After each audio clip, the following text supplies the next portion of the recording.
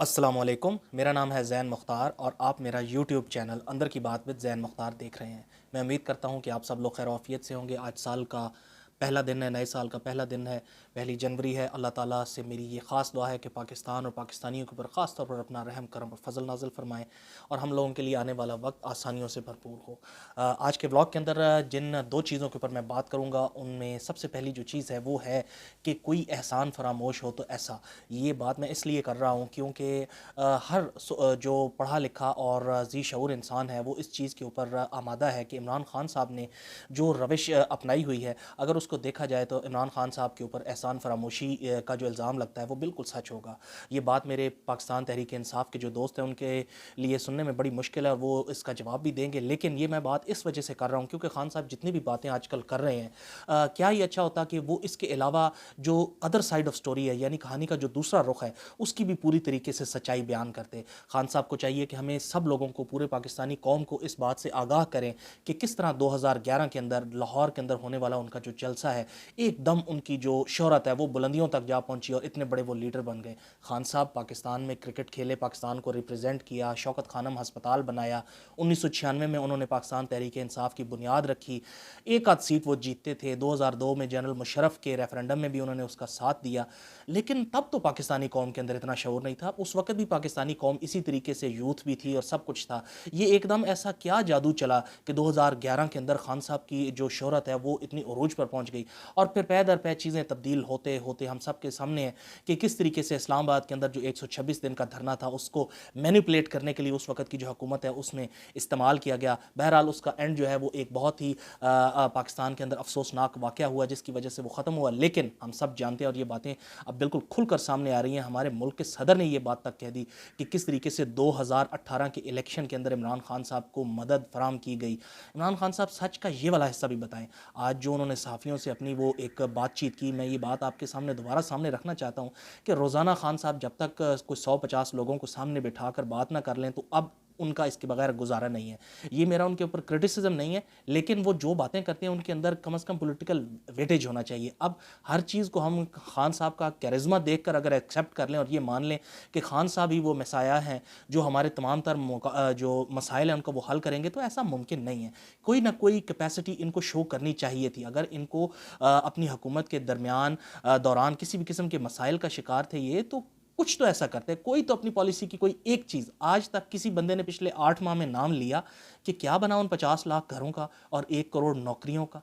कभी वो स्टेटिस्टिक्स तो हमारे सामने आते ही नहीं है। कामयाब नौजवान जो स्कीम इन्होंने चलाई, मेरी बात पर आप ना जाइए, आप जाकर बैंकों से स्टेटिस्टिक्स ले लीजिए कि कितने लोगों को कर्जे मिले हैं। आप अपनी एक वो जो फेक आपने डॉक्यूमेंट्स बनाए हुए हैं और आप लोगों ने वो सारी चीज़ें लोगों के सामने रखी हुई हैं, पिछले 8 माह से एक ही मंजन तो बेचे जा रहे हैं, अमेरिका की साजिश, अमेरिका की साजिश, अमेरिका की साजिश, और अब उसके अंदर जनरल बाजवा के ऊपर इल्ज़ाम दर इल्ज़ाम दर इल्ज़ाम। क्यों? एक चीज़ का फ़ायदा उठाया जा रहा है। क्यों? क्योंकि उनको पता है कि दूसरी तरफ से जवाब नहीं आएगा। उनके ऊपर कंपल्शन है, सर्विसेज रूल्स हैं उनके ऊपर लागू। 2 साल तक वो किसी भी किस्म की कोई जो है वो पोजीशन एक्सेप्ट नहीं कर सकते। अंसार अब्बासी साहब ने और बहुत सारे लोगों ने इस बात के बारे में कहा भी था कि बड़ी ख्वाहिश है जनरल बाजवा साहब की कि वो एक इंटरव्यू दें और अपनी साइड ऑफ द स्टोरी को क्लियर करना चाहते हैं। लेकिन बहरहाल बात हो रही है खान साहब और उनकी एहसान फरामोशियों की। देखिए, हम सब लोगों के लिए हमारी आवाम की ना थोड़ी सी फिश मेमोरी है, इनको चीज़ें जल्दी भूल जाती हैं। आप अगर थोड़ा सा अगर आप लोगों की मैं मेमोरी को जॉल्ट करूं तो परवेज़ इलाही साहब ने एक बड़ा ज़बरदस्त किस्म का बॉम्बास्टिक इंटरव्यू दिया था और उसके अंदर बड़ा गुस्सा उन्होंने दिखाया और उन्होंने कहा कि आप कोई अवतार हैं या आसमान से आप उतरे हैं कि आप ऐसी बातें करेंगे, और ख़बरदार आज के बाद आपने ऐसी कोई बात की। और आज के बाद अगर जनरल बाजवा साहब के बारे में कोई बात हुई तो मैं और मेरी पार्टी सबसे पहले होंगे। तो मैं अब इंतज़ार कर रहा हूँ कि आज और कल, पिछले 2-3 दिन से लगातार जो ताबड़तोड़ हमले कर रहे हैं खान साहब जनरल बाजवा साहब के ऊपर, तो परवेज़ इलाही साहब को क्या हो गया है? वो बीमार तो नहीं है या कोई और मसला हो गया है? क्योंकि उन्होंने तो कहा था कि मैं सबसे पहले आऊँगा। बहरहाल बात कुछ इस तरीके से आज की कि एक तो सबसे पहले खान साहब ने इल्ज़ाम लगा दिया है नई एस्टैब्लिशमेंट के ऊपर। खान साहब असल में समझते हैं कि हर चीज़ को क्रिकेट के एंगल से ही देखना है और उसी तरीके से चलना है। हम आपकी तमाम तर जो एक्कलेड्स हैं और जो आपकी क्या कहना चाहिए ना कि कामयाबियाँ हैं, हम उसके ना सिर्फ मोतरफ़ हैं, मानते भी हैं, लेकिन पाकिस्तानी कौम ने उसके बदले में आपको उतनी ही इज़्ज़त और मकाम से भी नवाजा है। बहरहाल तो खान साहब फरमाते हैं कि अभी तक पाकिस्तान के अंदर जनरल बाजवा साहब का जो सेटअप है ना, एस्टैब्लिशमेंट, वो ही चल रहा है। एक एक तो ये जो ऑब्सेशन है जनरल बाजवा साहब के साथ, क्योंकि खान साहब को इनके जो पॉलिसी बनाने वाले हैं और इन लोगों ने फाइनलाइज करके बता दिया कि अगला इलेक्शन अगर आपने लड़ना है ना तो 2-3 ऐसी चीज़ें आप पक्की कर लें जो आपने आवाम के जहनों में डाल देनी है और उसी पर आपको जो है ना वोट मिलेगा। और ये है ऑब्सेशन खान साहब की जनरल बाजवा साहब के साथ। यानी एक शख्स जिसके पास टोटल 30 से 35 सीटें थी 2013 से 18 के इलेक्शन में, उसको उठाकर 150 सीटों तक अगर लेके आया जाए और अभी भी वो कहे कि जनाब मेरे साथ तो बड़ी ज्यादती होगी और मेरी कमर के अंदर छुरा घोंपा गया, ये अल्फाज इस्तेमाल किए हैं आज जनरल बाजवा साहब के बारे में इमरान खान साहब ने। मतलब चेयरमैन साहब ये भी फरमाते हैं, नई इस्टेब्लिशमेंट मैंने जैसा कि आपको बताया कि क्रिकेट वाला काम कर रहे हैं, प्रेशर डालना चाह रहे हैं, आगे बढ़ के खेलना चाह रहे हैं और फरमा ये रहे हैं कि हमारे यहाँ जो इस्टेब्लिशमेंट होती है उसका मतलब होता है एक फर्द वाहिद, यानी कोई एक शख्स। यानी अभी भी वो प्रेशर डाल रहे हैं हमारे नए आर्मी चीफ के ऊपर। बहरहाल उसके बाद जनाब उन्होंने ये भी कह दिया कि किस तरीके से जो है ना वो MQM के सारे धड़ों को इकट्ठा करके और बाप और पीपल्स पार्टी को इकट्ठा करके जो है ना हमारे खिलाफ लाया जा रहा है। मैंने जैसा कि व्लॉग के स्टार्ट में कहा था कि खान साहब क्या ही अच्छा हो कि कहानी का दूसरा रुख भी आप लोगों को बताएं। ये बाप वाले कैसे आपके साथ आके बैठे थे, MQM वाले कैसे आपके साथ आके बैठे थे, जहांगीर तरीन जो कि अब आपके दोस्त नहीं है उनका जहाज कैसे कैसे लोगों को इकट्ठा करके लाता था और आपकी सरकार बनी थी, वो भी तो सच बताया करें, उन मुलाकातों के अहवाल भी तो दिया करें। आप लोगों के ऊपर इल्ज़ाम दर इल्ज़ाम लगाते हैं, अभी दूसरी तरफ से तो बातें आनी शुरू ही नहीं हुई हैं। फिर आप कहते हैं कि लोगों की जो है चादर चार दीवारी का ख्याल रखा जाए, जबकि आप अपने जलसों के अंदर जिस तरह की ज़बान इस्तेमाल करते रहे हैं, शायद आपको इन सारी चीज़ों के बारे में अब एहसास हो रहा होगा कि इतना ज़्यादा जो है ना सियासत के लेवल को नीचे लेकर नहीं जाना चाहिए था। सॉरी। तो उसके बाद जनाब खान साहब ने एक और बड़ा इंकशाफ कर दिया, क्योंकि ये रोज़ाना मैं अब अपने व्लॉग के अंदर I make it a point कि मैं सब लोगों को रोज़ाना की बेसिस पे जो एक दिन पहले की खान साहब की बात होती है उसके ऊपर ज़रूर बताया करूँ, क्योंकि खान साहब की आदत है कि वो क्लिफ हैंगर्स यानी कि लोगों को ना बिल्कुल आखिरी किस्त के ऊपर ना अगला एक जो होता है वो टीज़र दिखा के छोड़ के जाते हैं। तो आज खान साहब फरमा के गए हैं कि हमारे MPs में से 3 को इस्टेब्लिशमेंट ने न्यूट्रल रहने का कह दिया है। मतलब वाह खान साहब क्या ही आपकी बात है। यानी एक जो जमात जो सबसे ज़्यादा तादाद में MPs वाली थी उसको कर्टेल किया गया और आपको वहाँ पर उठाया गया। उसके बाद वहाँ पर जो दूसरी पार्टियाँ थीं उनको आपके साथ मिलाया गया, जो आज़ाद लोग थे उनको आपके साथ मिलाया गया और आपको एक साइजेबल तादाद बना के वहाँ हुकूमत बना के दी गई। ये आपकी पीठ के अंदर छुरा घोंपने वाली बात थी। लेकिन अब जो है आपको सारे के सारे मामला दूसरे होते नज़र आ रहे हैं। और खान साहब की एक वो बात है कि ये पहले से ही जो है ना मतलब ये वो फॉक्स ही wants to play like a fox, कि पहले ही चीज़ों का बता देते हैं कि अगर इनमें से कोई एक भी चीज़ होगी तो मैं कहूँगा देखा मैंने तो ये पहले ही कहा था कि मेरे साथ ये होने जा रहा है।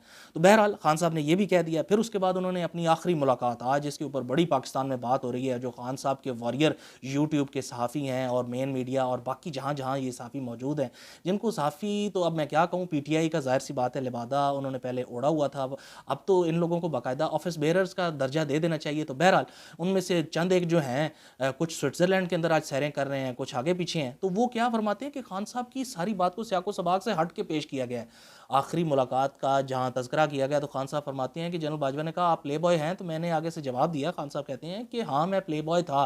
भाई आप किसी चीज़ को माने या डिनाई करें, हम आपसे नहीं पूछ रहे हैं, चीज़ों के जो सबूत होते हैं चीज़ें सामने पड़ी होती हैं।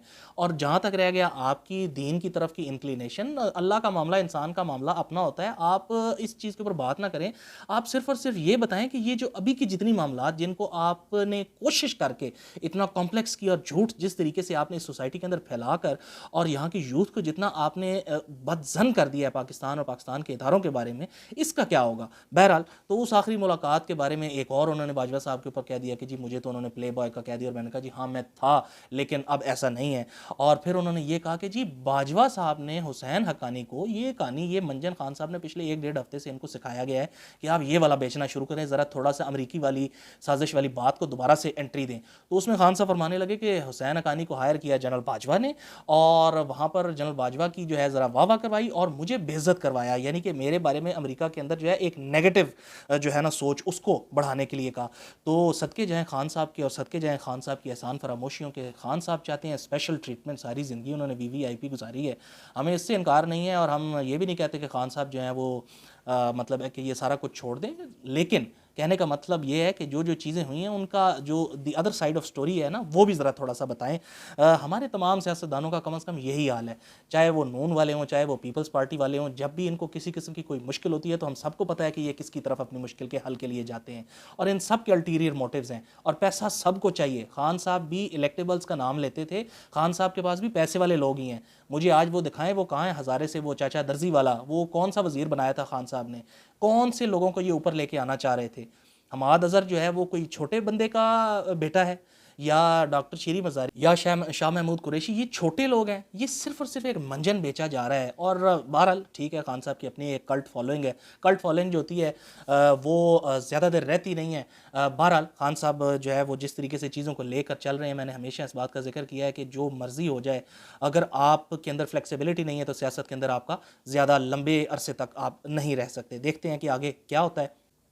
आज की दूसरी जो खबर है वो इस्लामाबाद के इलेक्शन से रिलेटेड है। मैं आप लोगों को पिछले काफ़ी दिनों से इसके ऊपर अपडेट देता हुआ आ रहा हूँ कि किस तरीके से मौजूदा हुकूमत और ईसीपी जो हैं वो पहले इलेक्शंस को डिले करना चाहते थे, फिर मौजूदा हुकूमत ने बड़ी जल्दबाजी के अंदर हमारी जो असेंबली से एक बिल पास करवाया, फिर वो सेनेट में गया तरमीमी जो बिल है लोकल बॉडीज़ का इस्लामाबाद का, और फिर उसके बाद इलेक्शन कमीशन ऑफ पाकिस्तान ने जो है पोस्टपोन किया, उसके खिलाफ गए PTI वाले और जमात इस्लामी वाले इस्लामाबाद हाई कोर्ट, ऑर्डर हुए अगले दिन ही इलेक्शन करवाने के। जब इलेक्शन नहीं हुए तो जमात इस्लामी और PTI वाले तो अब इसके ऊपर कुछ करेंगे सो करेंगे, लेकिन जो फेडरल गवर्नमेंट और ECP election commission of Pakistan है उन्होंने इंट्रा कोर्ट अपीलें दायर कर दी। आज की ताज़ा तरीन खबर ये है कि ये जो बिल जो सेनेट से पास हुआ और ये लोअर हाउस से भी पास हुआ, तरमीमी बिल इस्लामाबाद का, ये गया था सदर साहब के पास, क्योंकि आपको पता है कि कानून इस तरीके से है कि ये तमाम चीज़ें जो अप्रूव होती हैं, जो बिल्स होते हैं, ये अप्रूव होने के बाद, पास होने के बाद सदर ममलिकत के पास जाते हैं, और सदर ममलिकत जब उनके ऊपर साइन करते हैं तो तब वो कानून का हिस्सा बनते हैं और लागू होते हैं। तो सदर साहब ने उसके ऊपर साइन करने से इनकार कर दिया, और ऐवान सदर ने जो मरासला जारी किया इस सिलसिले में उन्होंने ये कहा है कि सदर साहब ये फरमाते हैं कि इस वजह से इस्लामाबाद के इलेक्शन और डिले हो जाएंगे, जो कि डेमोक्रेसी के लिए बड़ा ख़तरनाक है। सदर साहब भी मतलब है भले मानस हैं, जब PTI के दौर में आगे हो रहा था तब सदर साहब को ये बात नज़र नहीं आ रही थी। बहरहाल अब भी वही होगा, सदर साहब साइन नहीं करेंगे, पड़ा रहेगा, जब उसकी मुदत पूरी हो जाएगी तो वो ऑटोमेटिकली जो है वो कानून बन जाएगा। इसमें ऐसी कोई बात नहीं है जो चंद दिन लगने हैं सो लगने हैं। बहरहाल ये तो रही इस्लामाबाद के इलेक्शन, बल्दियाती इलेक्शन की बात। इस सिलसिले में एक बात आपको मैं बता दूं, क्योंकि कल पहला दिन होगा, कोर्ट लगेगी, हो सकता है कि कोर्ट कोई सख्त किस्म का ऑर्डर करे, तो इस चीज़ को मद्देनज़र रखते हुए आज छुट्टी के दिन इलेक्शन कमीशन ऑफ पाकिस्तान ने अपने तमाम स्टाफ, रिटर्निंग ऑफिसर्स और डिस्ट्रिक्ट रिटर्निंग ऑफिसर्स को बुलाया हुआ था। उनको तमाम तर मवाद प्रोवाइड कर दिया गया है। अगर इस्लामाबाद में इलेक्शन 1 या 2 दिन के नोटिस पे करवाने का हुक्म आ जाता है अदालत से तो शायद ऐसा भी हो जाए। तीसरी और आखिरी बात बड़ी छोटी सी, और वो ये है कि आसिफ अली जरदारी और शहबाज शरीफ साहब का टेलीफोनिक रब्ता हुआ है। पंजाब के अंदर क्या होने जा रहा है, जाहिर सी बात है आज पहला दिन 2023 का गुजर गया, यानी 10 दिन पीछे बाकी हैं। पंजाब के अंदर सियासी मैदान जो सजने जा रहा है, मेरा अभी भी ये मानना है कि परवेज़ इलाही साहब जो हैं वो चीफ मिनिस्टर भी रहेंगे और पंजाब की असम्बलियाँ तहलील नहीं होंगी। देखते हैं कि इस सिलसिले में PDM क्या लाएमल इख्तियार करती है। मैं बहुत सारी खबरों के साथ दोबारा आपके पास कल हाजिर हूँगा। मुझे तब तक के लिए इजाज़त दीजिएगा। फ़ी अमान अल्लाह।